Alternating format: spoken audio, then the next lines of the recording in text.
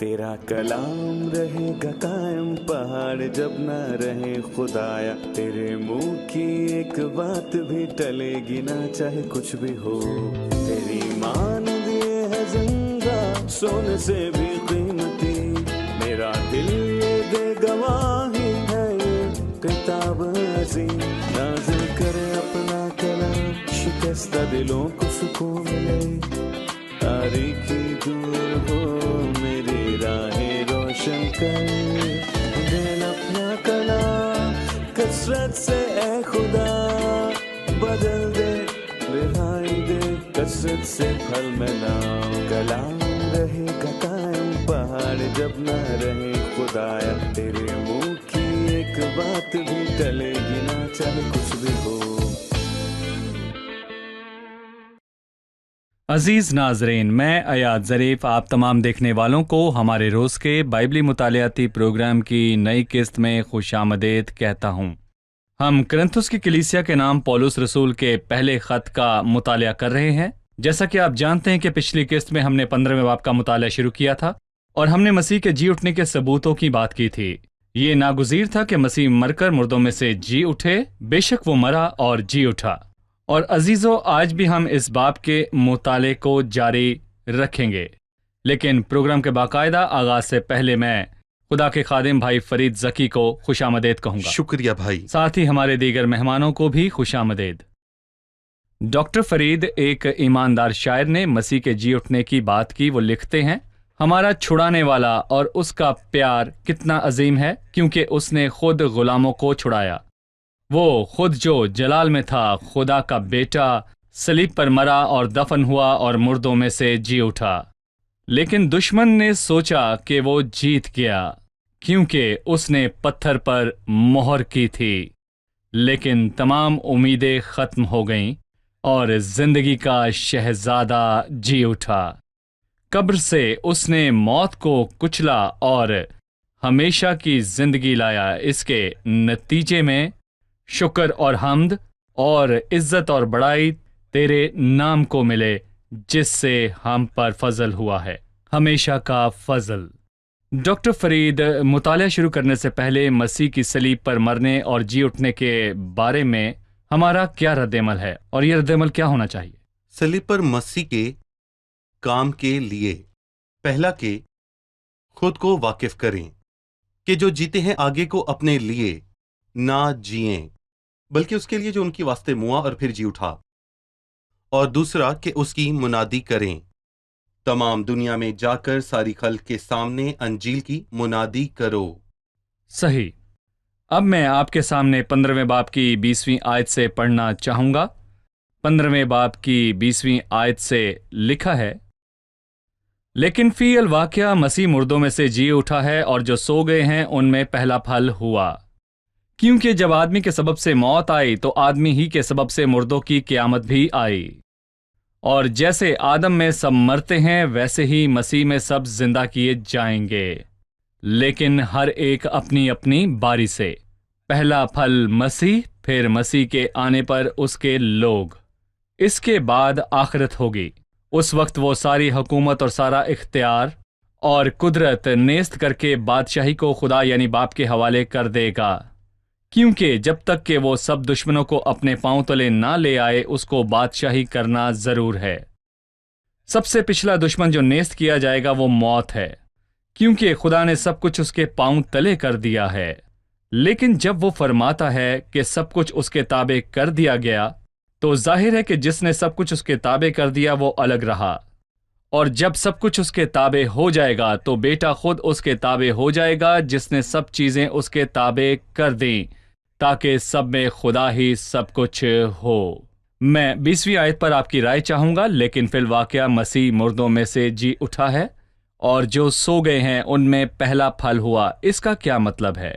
आयत के शुरू में जैसा कि पौलुस रसूल ने सुख का सांस लिया, तो उसके बाद उसने कहा कि अगर मसीह ना जी उठता तो फिर क्या होता, और उसने इसके बहुत ही संगीन नताइज बताए।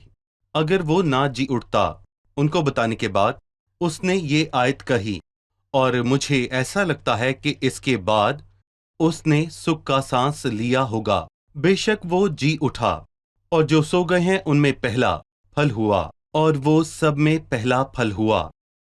اور میں کہوں گا یہ پرانے عہد نامے سے ہے، یہ کیا ہے؟ کیونکہ یہودیوں کے لیے پہلا پھل ضیافت ہوتی تھی، اور پھر کینان کے ملک میں جانے کے بعد خدا نے یہودیوں کو پہلا حکم دیا کہ سال کے مخصوص وقت پر اپنا پہلا پھل لائیں۔ یہ احبار 23ویں باب میں ہے۔ احبار کے پہلے باب میں اور استثنا کے چند حصوں میں ہے۔ پہلے پھلوں کا پولا، فصل کا پہلا پھل خدا کے لیے لانا اور اس کی شکر گزاری کرنا، اور کیونکہ اسی نے زمین اور اس کی پیداوار دی۔ اور پھر پولس رسول نے اس منظر کا موازنہ کیا اور پھر یہ کہا کہ مسیح کا مردوں میں سے جی اٹھنا ان کے لیے عظیم نمونہ ہے، عظیم نمونہ۔ اور میں یہاں پر یہ بھی کہنا چاہوں گا کہ جو ایمان لے آئے تو بھی وہ جی اٹھیں گے۔ مطلب کہ پرانے عہد نامے میں اس کی علامت تھی کہ کاہن 2 پولوں کو ہلاتا تھا، کہ جیسے وہ کہہ رہا ہو کہ ساری فصل ایسی ہی ایسا ہی ہے۔ ہے۔ صحیح۔ مسیح مردوں میں سے جی اٹھا اور اس کے بعد وہ فصل کاٹی جائے گی۔ اور میں کہوں گا کہ شروع میں مسیح کے جی اٹھنے کو یہاں واضح کر دینا چاہتا ہوں، اور یہ مردوں کے جی اٹھنے سے فرق ہے۔ کیا فرق ہے؟ مطلب کہ مردوں میں سے جی اٹھنے کا مطلب ہے کہ وہ باقی مردوں کو چھوڑ کر خود جی اٹھا، بلکہ یہاں پر میں کہوں گا کہ وہ ابدی زندگی کی قدرت سے جی اٹھا تھا اور وہ پھر نہیں مرے گا۔ یہاں یہ فرق ہے۔ اور پرانے عہد نامے میں کچھ لوگ مردوں میں سے جلائے گئے تھے، اور ایلیا نے سیدہ کے سراپت کی بیوہ کے بیٹے کو زندہ کیا، اور الیشا نے شنومی عورت کے بیٹے کو زندہ کیا تھا، اور مسیح نے لازر کو، ٹھیک ہے، اور ان سب نے عظیم زندگی جی، اور پھر اس کے بعد وہ مر گئے۔ اور مسیح کا مردوں میں سے زندہ ہو جانا ایک مختلف طریقے، اور میں کہوں گا کہ ایک مختلف قسم کا ہے، اور میں کہوں گا کہ یہ جی اٹھنا بعد میں سب ایمانداروں کے لیے جی اٹھنے کا نمونہ ہے۔ سو مسیح ان میں پہلا پھل ہوا جو سو گئے، جیسے کہ پرانے عہد نامے میں فصل کا پہلا پولا ہوتا تھا۔ 21ویں آیت، کیونکہ جب آدمی کے سبب سے موت آئی تو آدمی ہی کے سبب سے مردوں کی قیامت بھی آئی۔ یہ آدمی اور وہ آدمی کون ہیں؟ آدم، پہلا آدم، جس کے وسیلے سے موت اس دنیا میں آئی، اور رومیو کے 5ویں باب میں بھی یہ لکھا ہے کہ پس جس طرح سے ایک آدم کے سبب سے گناہ دنیا میں آیا، اور گناہ کے سبب سے موت آئی، اور یوں موت سب آدمیوں میں پھیل گئی اس لیے کہ سب نے گناہ کیا، ٹھیک ہے۔ دراصل آدم خاندان کا سربراہ ہے، اور یہ خاندان انسانیت ہے۔ اور دوسری طرف میں کہوں گا کہ مسیح ایک خاندان کو ظاہر کرتا ہے، یعنی کہ ایک خاندان کے سربراہ کو، ایک اور خاندان کا سربراہ۔ نئے خاندان کا سربراہ جو اس نے اپنے جی اٹھنے سے قائم کیا، جیسے کہ وہ کہتا ہے کہ پہلے خاندان کے سب لوگوں نے آدم سے وراثت کو حاصل کیا، اور پھر وہ کہتا ہے اور جو پہلے خاندان سے نئے خاندان یعنی کہ مسیح کے خاندان میں آئے، وہ مردوں میں سے جی اٹھیں گے۔ اور ضروری یہ ہے کہ انسان خود سے پوچھے کہ کیا وہ پہلے خاندان یعنی آدم کے خاندان سے ہے، وہ بدلا نہیں اور توبہ کر کے مسیح کو قبول نہیں کیا، یا پھر نئے خاندان میں شامل ہوا ہے۔ لہٰذا اس دنیا میں 2 خاندان ہیں، آدم کا خاندان اور خدا کا خاندان۔ آدم کے سربراہ کا خادم آدم ہے جس نے تمام انسانیت کو موت وراثت میں دی، اور نئے خاندان کا سربراہ مسیح ہے۔ صحیح۔ ہم ایک چھوٹے سے وقفے کے بعد مہمانوں کے سوالات کے ساتھ حاضر ہوں گے۔ عزیز ناظرین، ایک وقفے کے بعد دوبارہ حاضر ہوں گے، ہمارے ساتھ رہیے۔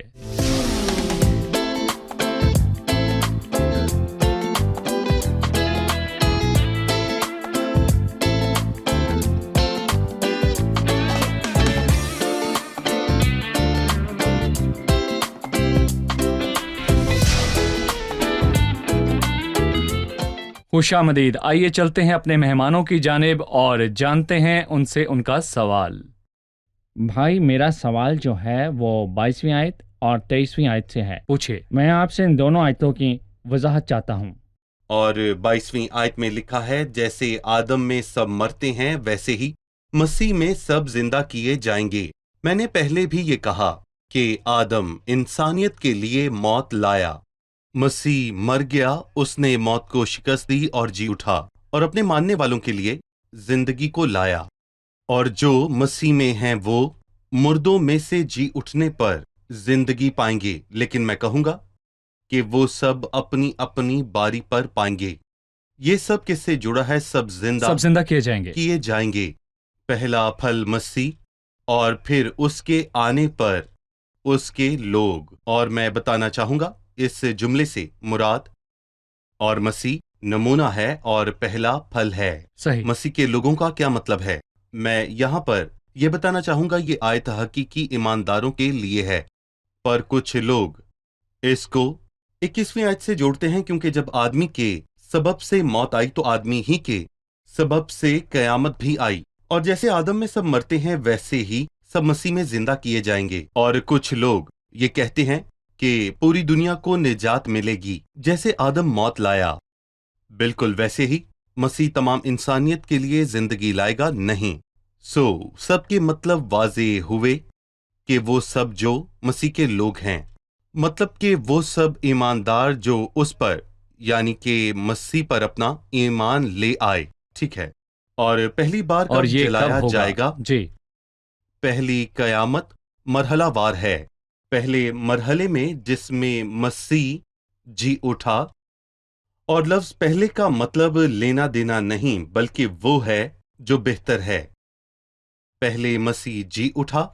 जो इस दौर में मसीह पर ईमान रखते हैं वो उनको जलाएगा जो सो गए हैं, लेकिन ये सब मुश्किलात के आखिर में होगा। अब तक हम ये जानते हैं कि मसीह कलीसिया को लेने आएगा, लिहाजा मसीह को कलीसिया को ले आने के बाद क्या होगा और क्या मुश्किलात होंगी? भाई अयाद, इसके मरहले हैं। अब कलीसिया का दौर है, और मैं ये कहूंगा कि दर हकीकत ये दौर तब खत्म होगा जब मसीह कलीसिया को लेने आएगा, और इसे मसीह की मुकद्दसीन के लिए आमद कहते हैं। वो जिंदों को बदलता और वो जो सो गए हैं उनको जलाता है। ठीक है जी। वो उनको आसमान पर ले जाएगा, और ये दुनिया का आखिर नहीं है, क्योंकि इसके बाद दुनिया पर रहने वाले लोगों की जिंदगी जारी रहेगी। लेकिन बाइबल बताती है दुनिया पर मुश्किलात का दौर आएगा, और मैं यहां पर कहना चाहूंगा कि मसीह ने मत्ती 24 में कहा कि उसके 2 हिस्से होंगे, और पहला हिस्सा दुखों का आगाज, और मैं कहूंगा ये बड़ी मुश्किलात का वक्त भयानक वक्त होगा। ये 2 हिस्से कितना वक्त लेंगे? ये 7 साल लेंगे। ये 9वें बाब में दानियल की पेशनगोई का आखिरी हफ्ता है। बिल्कुल, ये 17वां हफ्ता है जिसकी पेशनगोई दानियल नबी ने की, और उसने 70 हफ्तों की पेशनगोई की, और ये आखिरी है। जी उठने की कहानी के हवाले से उस हफ्ते में क्या होगा? जी बिल्कुल, और इस हफ्ते में कुछ लोग मसीह पर ईमान ले आएंगे, और जो दुनिया पर हुकूमत करने आता है वो उस पर ईमान लाएंगे और उन 2 खतरों के आगे नहीं झुकेंगे जो इस दुनिया में मौजूद हैं, और इसराइल में जो मजहबी ताकत और झूठा नबी है, और फिर मगरब की सियासी ताकत जो कि हैवान कहलाता है। और फिर मुकाशफा की किताब ने उसको हैवान कहा और उसका किरदार खौफनाक बयान किया। खौफनाक। जी।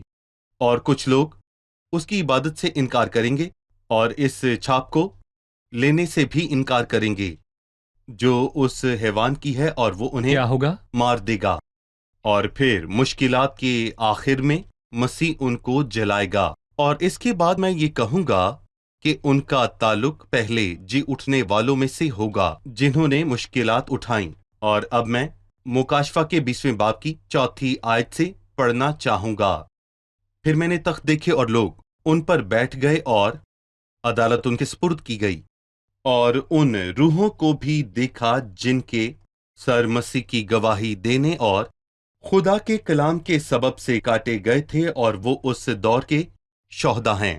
20वीं सदी के बहुत से शोहदा हैं, और 21वीं आयत के भी, पर इस आयत से वाज़ेह होता है कि और जिन्होंने ना उस हैवान की परस्तिश की थी और ना उसके बुत की और ना उसकी छाप अपने माथे और अपने हाथ पर ली थी। हैवान अब तक क्यों नहीं आया? वो जिंदा होकर 1000 साल तक मसीह के साथ बादशाही करते रहे, और आगे लिखा है कि बाकी मुर्दे जिंदा ना हुए। ये पहली कयामत है। और मसीह के लोग कब اس کے آنے پر کلیسیا اور پھر وہ ایماندار لوگ جو مشکلات کے دور میں شہید ہوئے، یہ 1000 سالہ بادشاہت سے پہلے ہے۔ 1000 سالہ بادشاہت سے پہلے۔ بھائی اگلی آیت میں لکھا ہے اس کے بعد آخرت ہوگی، اس وقت وہ ساری حکومت اور سارا اختیار اور قدرت نیست کر کے بادشاہی کو خدا یعنی باپ کے حوالے کر دے گا۔ آخرت کا کیا معنی ہے؟ کس کی آخرت؟ در حقیقت یہ ان کے وقت کی آخرت ہے، یعنی ان سب مردوں کا جی اٹھنا جو اب تک نہیں جی اٹھے۔ تو ہم سوچتے ہیں کہ سب ایماندار جی اٹھتے ہیں تو پیچھے بچتا کون ہے؟ پیچھے بس بدکار بچتے ہیں، اور یہ آخرت وقت کی آخرت ہے۔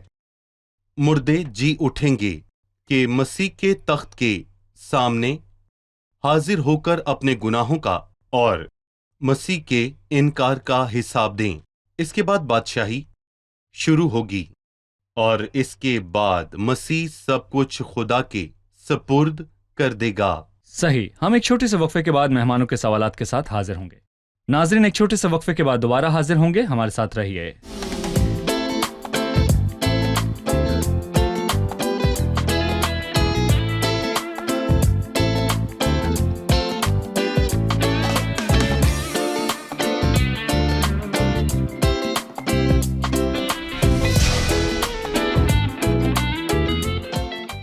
خوش آمدید، آئیے چلتے ہیں مہمانوں کی جانب اور جانتے ہیں ان کا سوال۔ 25ویں آیت میں لکھا ہے کیونکہ جب تک کہ وہ سب دشمنوں کو اپنے پاؤں تلے نہ لے آئے اس کو بادشاہی کرنا ضرور ہے۔ کیا مسیح نے پہلے بادشاہی نہیں کی؟ یہاں بادشاہی کا کیا مطلب ہے؟ جی، کیا مسیح نے بادشاہی نہیں کی؟ کیا مسیح کی بادشاہی محبت اور امن کی بادشاہی ہے؟ وہ اپنے دشمنوں کو پاؤں تلے کیسے کرے گا؟ بائبل کے مطابق مسیح کی بادشاہی قدیم ہے اور ہمیشہ سے ہمیشہ تک ابدی بادشاہی ہے، اور زبور 103 میں اس کی سلطنت کے بارے میں واضح طور پر لکھا گیا ہے جو ہمیشہ سے ہے۔ جب مسیح دنیا میں آیا تو خدا کی سلطنت لوگوں میں رہنے والے شخص سے ظاہر ہوئی۔ خدا کی بادشاہی تمہارے درمیان ہے، ٹھیک ہے؟ ان میں یا ان کے دلوں میں نہیں؟ تمہارے درمیان، وہ بالکل۔ مسیح ہے جو ان کے بیچ تھا۔ انگریزی میں ہے امنگسٹ یو، تمہارے بیچ۔ اور صحیح۔ پھر کلام یہ کہتا ہے کہ مسیح کے بادشاہ ہونے سے انکار کیا گیا اور صلیب پر موت کا کام مکمل ہوا۔ اس لیے اب ہم فضل کے دور میں ہیں، اور میں کہوں گا کہ اس کے بعد وہ دور ہے جب تمام پیشن گوئیاں پوری ہوں گی۔ مجھ سے مانگ اور میں قوموں کو تیری میراث کے لیے اور زمین کے انتہائی حصے تیری ملکیت کے لیے بخشوں گا۔ یہ واضح ہے۔ جی۔ اور پھر زبور 2 میں اس نے وقت کی کمی کی وجہ سے ایک زبور کی بات کی۔ ہم نے پڑھا، خدا مسیح کے لیے کہتا ہے کہ میں تو اپنے بادشاہ کو کوہ مقدس سیون پر بٹھا چکا ہوں۔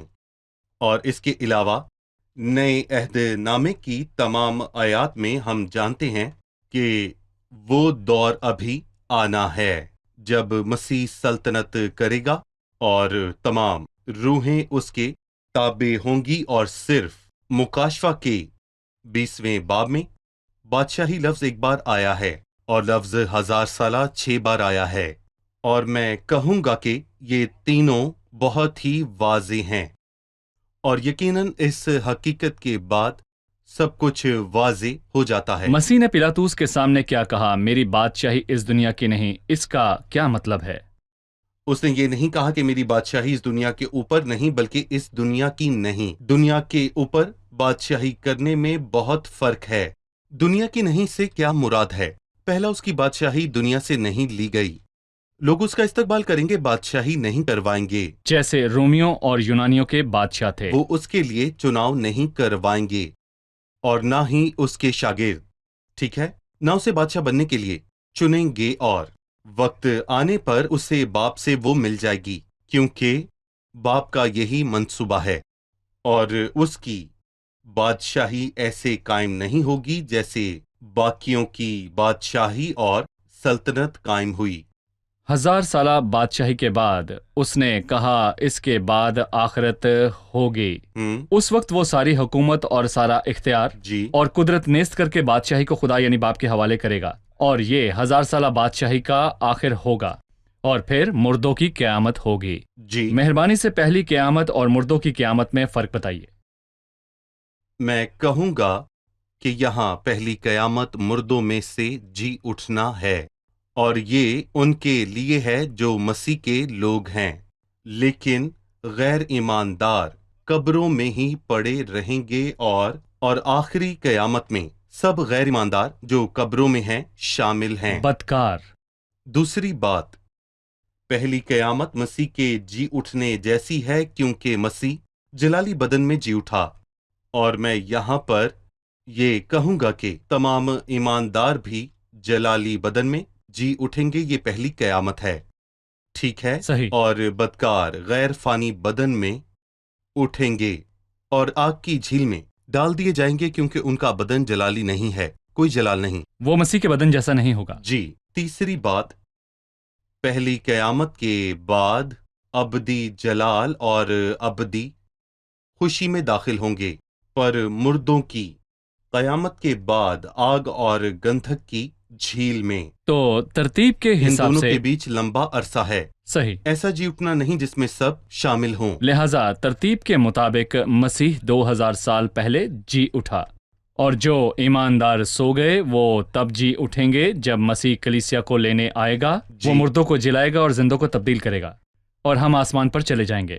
کلیسیا کے آسمان پر جانے کے بعد 7 سالہ دور مشکلات کا دور ہے. اس کے دوسرے حصے میں وہ جن کا سر حیوان اور جھوٹا نبی کاٹ ڈالے گا، کیونکہ وہ مسیح کے گواہ بنے اور حیوان اور جھوٹے نبی کی عبادت سے انکار کیا. خداوند ان کو پہلی قیامت کی طرح زندہ کرے گا. جی.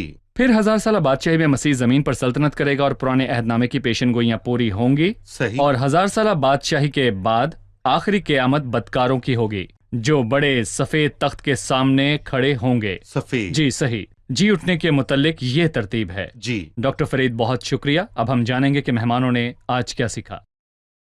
ہمیں اس خیال کے بارے میں بتائیے جو 22ویں آیت اور پھر 23ویں آیت میں موجود ہے.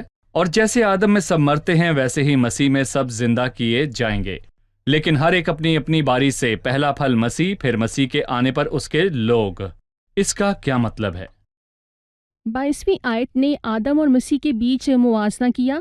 آدم پوری دنیا کے لیے موت لایا اور مسیح مرا اور موت پر فتح پا کر جی اٹھا، وہ زندگی لایا. سب کا مطلب اگلی آیت میں واضح ہوا، یعنی مسیح کے لوگ جو اس پر ایمان لائے، ہر ایک اپنی اپنی باری سے، کیونکہ مسیح پہلے جی اٹھا اور پھر کبھی مردہ نہ ہوگا. اسے پہلی قیامت کہتے ہیں. وہ ایسے جی اٹھنے میں پہلا تھا تو وہ پہلا پھل ہوا. اس کے بعد 2 مرحلے ہیں. جب وہ کلیسیا کو لینے آئے گا تو ایماندار جو سو گئے ہیں، جو مر گئے ہیں، اس کے ساتھ آسمان پر جائیں گے. پر کلیسیا کے چلے جانے کے بعد کچھ لوگ جو اب تک مسیح کو نہیں جانتے ایمان لائیں گے اور مشکلات دور میں شہید ہوں گے. یہ 1000 سالہ بادشاہی سے پہلے ایسے ہی جی اٹھیں گے تاکہ مسیح کے ساتھ بادشاہی کریں. 24ویں آیت، اس کے بعد آخرت ہوگی. آخرت کیا ہے؟ کس کی آخرت؟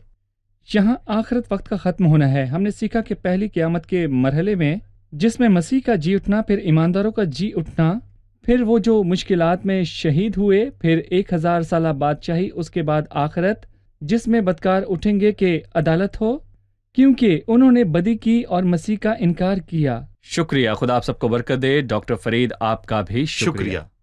عزیز ناظرین، پوری دنیا کو یہ خوشخبری معلوم ہونی چاہیے کہ مسیح مردوں میں سے جی اٹھا. مسیح کا جی اٹھنا ایک نئی صبح ہے. مسیح کا جی اٹھنا امید ہے. مسیح جی اٹھا اور پہلا پھل ہوا، یعنی ان سب کے لیے نمونہ بنا جو اس کے بعد آتے ہیں. شاید اس کے بعد آنے والے ستائے اور مارے جائیں کیونکہ وہ مسیح پر ایمان رکھتے ہیں. پھر وہ اسی ترتیب سے اسی جلال میں جی اٹھیں گے جو مسیح کے جی اٹھنے کا ہے. عزیزو، جیسے مسیح جی اٹھا اور ان کے لیے پہلا پھل ہوا جو سو گئے، پولس نے تیموتھیوس سے کہا، یسوع مسیح کو یاد رکھ جو مردوں میں سے جی اٹھا ہے. عزیز ناظرین، شاید مسیح کی پیروی کی وجہ سے آپ ستائے جائیں، شاید آپ مسیح کے نام کی خاطر مارے جائیں. موت سے نہ ڈریں. پولس رسول نے کہا، کیونکہ زندہ رہنا میرے لیے مسیح ہے اور مرنا نفع. اگر آپ مسیح کی خاطر مرتے ہیں، مسیح مردوں میں سے جی اٹھا، اور جو سو گئے ہیں ان میں پہلا پھل ہوا۔ میرے عزیزو، جی اٹھنے کا جلال ہمارے انتظار میں ہے۔ جب مسیح آ کر زندوں کو بدلے گا، جو سو گئے ان کو جلائے گا اور سب جمع ہوں گے ہمیشہ کے لیے، اس کے بعد نہ موت رہے گی۔ آج کا سوال یہ بتائیے، راست بازوں اور بدکاروں کے جی اٹھنے میں کیا فرق ہے؟ پھر سے سنیے، یہ بتائیے کہ راست بازوں اور بدکاروں کے جی اٹھنے میں کیا فرق ہے۔ اگلے پروگرام میں آپ سب سے پھر ملاقات ہوگی۔ خدا آپ کو برکت دے۔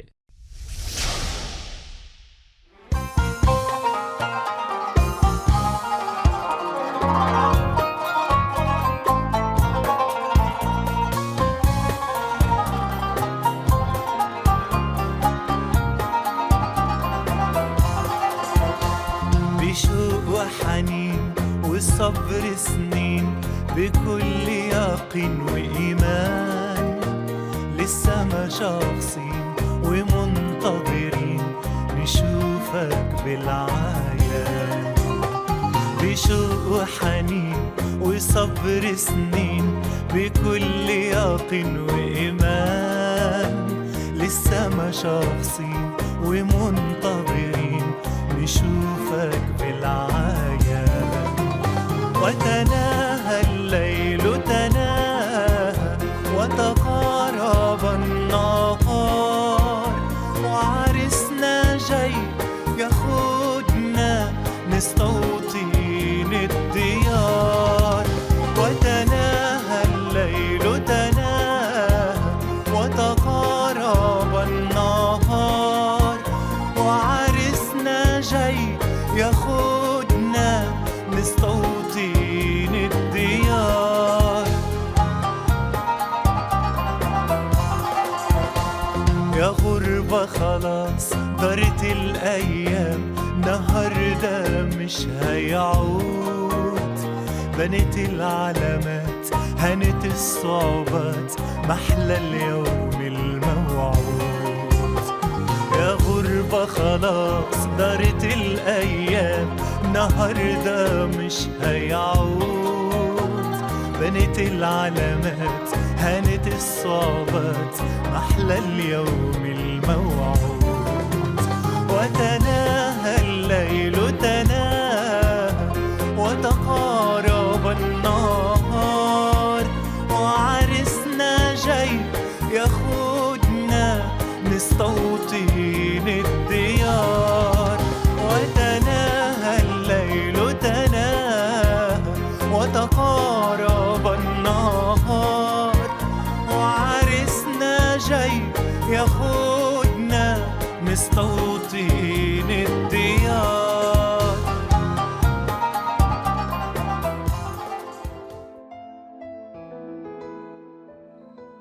तेरा कलाम रहेगा कायम पहाड़ जब ना रहे खुदाया. तेरे मुंह की एक बात भी टलेगी ना चाहे कुछ भी हो. तेरी मान दिए है जिंदा सोने से भी कीमती. मेरा दिल ये दे गवाही है ये किताब अजीम. नाज़िल करे अपना कलाम शिकस्ता दिलों को सुकून मिले. तारीकी दूर हो मेरी राहें रोशन कर. दिल अपना कलाम कसरत से ए खुदा बदल दे.